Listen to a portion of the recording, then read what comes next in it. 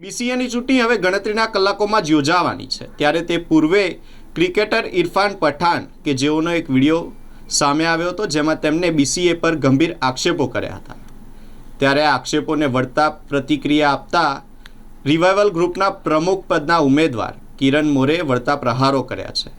તેમણે કહ્યું છે કે સોશિયલ મીડિયામાં વિડીયો અપલોડ કરીને સલાહ આપવી ખૂબ જ સહેલી છે, પરંતુ ખરેખર મેદાને આવી અને સિસ્ટમમાં રહીને કામ કરવું મુશ્કેલ છે. કિરણ મોરેએ વધુમાં સ્પષ્ટ જાહેરાત કરી છે કે જો સત્તામાં આવવાની તક મળશે અથવા કોઈ જવાબદારી સોંપાશે તો તેઓ બરોડા ક્રિકેટ એસોસિએશનમાં કોઈપણ પ્રકારનો પગાર કે માનદ વેતન લીધા વગર પોતાની સેવાઓ સંપૂર્ણપણે ફ્રીમાં આપશે. તેમણે ટીકાકારોને સીધો પડકાર ફેંકતા કહ્યું કે માત્ર એસી રૂમમાં બેસીને નિવેદન આપવાને બદલે મેદાન પર ઉતરીને વહીવટી પ્રક્રિયામાં ભાગ લેવો જોઈએ.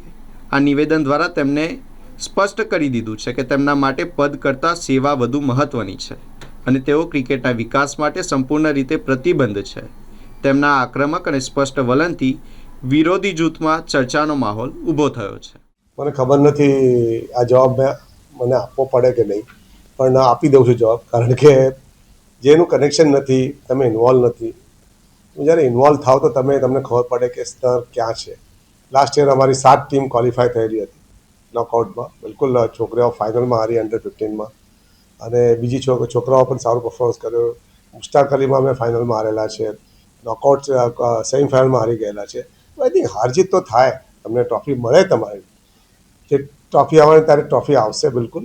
પણ મને કોઈ વિડીયો બતાડ્યો કે મેં વિડીયો જોયો પણ નથી, પણ જવાબ આપી દઉં છું.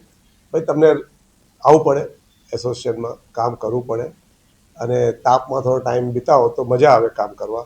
એથી મને કંઈ ઓબ્જેક્શન નથી. આ એસોસિએશન કિરણ મોરેન નથી, આ એસોસિએશન બધા ક્રિકેટર્સનું છે, આ એસોસિએશન બધા મેમ્બર્સનું છે, આ એસોસિએશન આપણા વડોદરાવાસીઓનું છે.